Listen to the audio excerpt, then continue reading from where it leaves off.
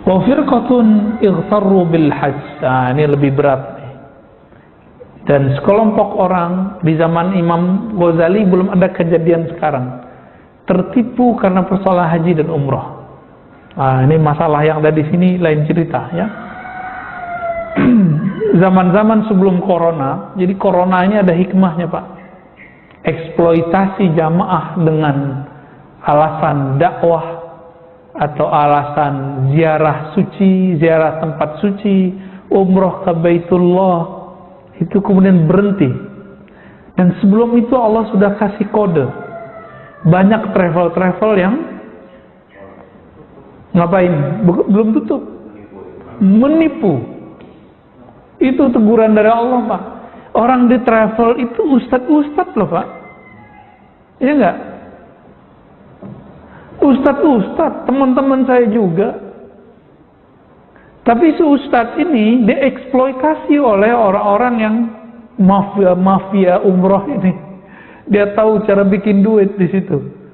Si ustadz kan karena ini tempat haram nih ya, Masjidil Haram nih, eksploitasi jamaahnya. Maka si ustadz sering didatengin oleh orang-orang. Ya kalau saya dulu hampir tiap bulan Pak, sebulan tuh berapa kali orang datang ke kita, karena tahu kita ada jamaah, walaupun jamaah saya nggak banyak ya, ada murid lah. Kenapa? Wah ini bisa jadi objekan nih gitu. Jadi orang-orang travel tuh kalau ngeliat ustadz, wah ini mangsa nih, bisa dieksploitasi nih. Alasannya nanti kerjasama. Ayo ustadz kita bergerak di dakwah. Ya sebenarnya sah-sah aja. Kita buat travel untuk memberangkatkan orang pergi umroh, bagus nggak? Bagus. Tapi kalau eksploitasi gimana? Orang udah berangkat lagi. Akhirnya jamaah itu sibuk dalam ritual pribadi. Dia bolak-balik umroh, tapi tetangganya radius 40 rumah tuh ada yang kelaparan. Ini umroh apaan begitu? Ya, percuma begitu ya. Haji tiap tahun, tapi orang sekitarnya kemudian kemiskinan. Ya. Hal yang masih kejadian yang dulu, mas sekarang apa? Fayakhurujuna al-hajj min ghairi khuruj anil mazalim wa qada'id duyun ya. Sekarang kan ada nih, ini kita terjemah bebas ala sekarang aja Pak. Umroh dulu, bayar belakangan, ada nggak? Nah itu bagi saya nggak syar'i. Jadi tolong para travel itu di skip aja, jangan buat program begitu lagi. Itu berbahaya. Ntar duit diputarnya di koperasi itu kan pakai perbankan. Nanti kan perdebat lagi. Ribawi penggak kan jadi repot Pak nanti.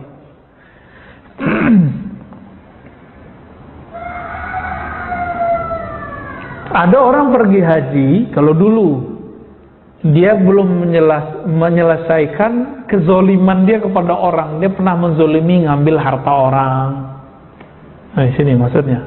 Wa qada'id duyun, dia punya utang belum dia bayar. Ini kasus lama. Kalau sekarang umroh dulu baru, nah kan repot nih.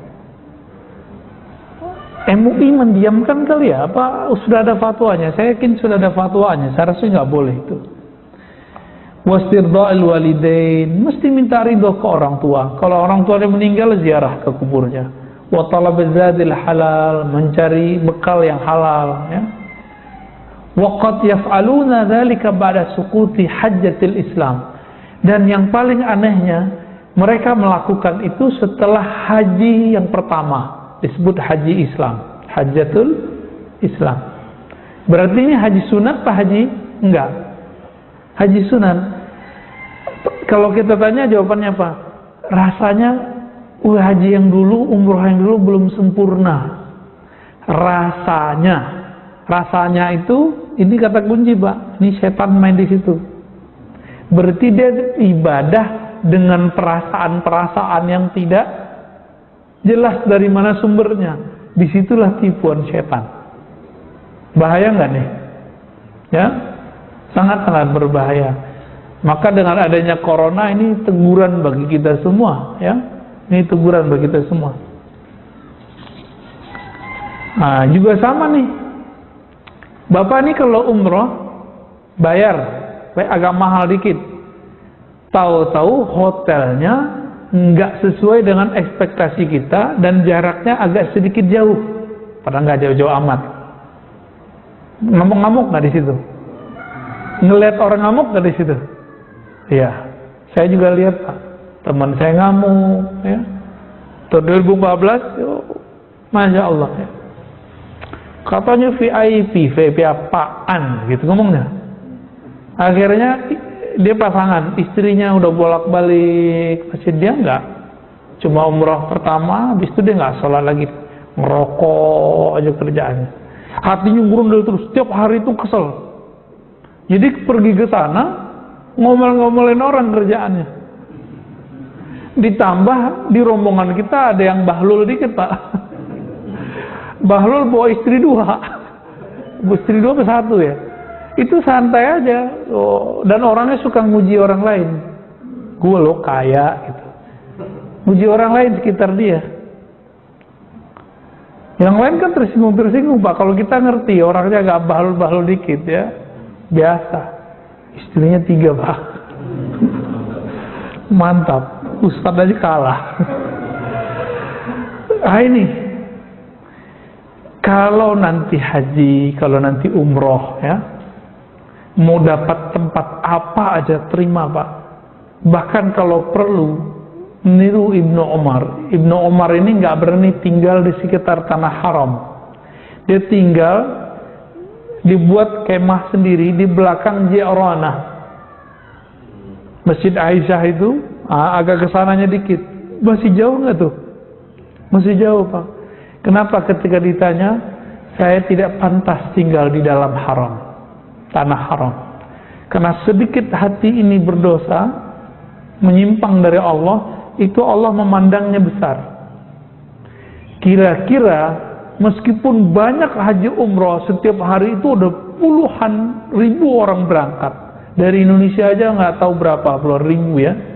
5.000 sampai berapa belasan atau 20 ribu saya nggak tahu ya. Sempat itu boom. Itu mereka yang ngomel-ngomel setiap hari juga banyak. Apalagi orang Indonesia kalau nggak makan nasi nggak makan. Waduh, ngomel lagi, makanannya nggak enak gitu ngomongnya. Belum lagi mutawifnya tidak bisa melayani semuanya. Ngomel lagi, begitulah terus. Akhirnya apa yang terjadi? Perjalanan haji dan umroh yang ada selama ini betul-betul nggak diterima sama Allah. Ya, susah kok Allah mau terima itu. Gimana mau terima orang begitu semua? Giliran sampai di Matof, tempat tawaf, mulai yang bening-bening orang India, orang Turki, pengen ngadu aja kita biar bergesekan sama tubuh mereka. Ini kan godaan-godaan lain. Banyak masalah ya. Maka walaupun Corona ini mengancam ekonomi kita, tapi di satu sisi Allah sudah memutus ya mafia akhirat ini ya, mafia ibadah ini. Dan teman saya ngomong gini, dia seorang mutawif, tamatan Timur Tengah juga. 4 tahun di Timur Tengah, 4 tahun bolak-balik Mekah, Madinah, Indonesia, bawa jamaah. Apa katanya? Ustaz, tahu nggak ente? Saya selama tawaf bawa orang 4 tahun itu nggak ingat Allah, nggak ingat Allahu Akbar, ingatnya apa? Dolar. Jadi kalau ada jamaah sedikit kayaknya agak charming, kayaknya duitnya banyak nih. Pelayanannya agak dikuatkan Pak. Itu pengakuan dia. Sampai kemudian dia bertemu guru ahli zikir membimbing dia supaya tidak dolar lagi tapi Allahu Akbar. Baru pas Allahu Akbarnya. Itu yang ngomong Ustaz loh Pak. Ya. LC. Dia ngaku begitu sama kita. Apalagi kita yang nggak jelas ini ya.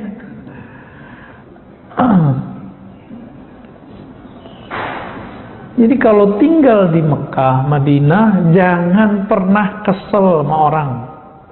Jangan pernah benci sama orang. Ngelihat ada yang aneh nih, jangan kesel juga sama orang. Askar ini kan kasar-kasar ngomong sama kita. Emang dia mau ngomongnya begitu. Emang perintah dan tugasnya begitu. Gak usah kesel Pak, biarin aja. Jadi kita ngeliat aneh-aneh. Dan ingat, kalau tinggal di Mekah, jangan beramal dengan amalan orang-orang yang ada di Mekah. Karena belum tentu orang di Mekah itu orang alim. Ini pesan Imam Nawawi.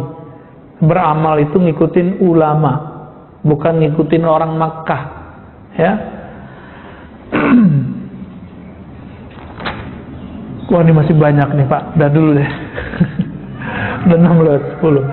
Jadi Bapak saudara perkara Allah, ujian pada ahli taat ini beragam dan itu semua bisa menimpa kita ya. Nah, semoga kita terjaga dari tipuan-tipuan ini. Ya, ini sebabnya satu. Kalau dia ingin pamer, berarti riya di kolbunya masumah, belum disembuhkan. Kalau dia tadi ngamuk-ngamuk di Masjidil Haram, berarti dia kiber, dia merasa sombong, dia merasa pengen dilayani. Ini harus dibenerin sebelum ke sana. Ini yang dimaksud hajikan kolbumu sebelum haji, itu maksudnya itu. Umroh itu artinya kan memakmurkan.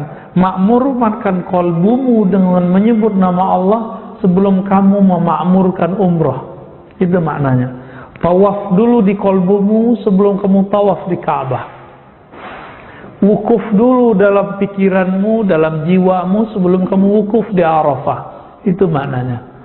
Lempar dulu setan yang bersarang dalam jiwamu sebelum kamu melempar Aqabah.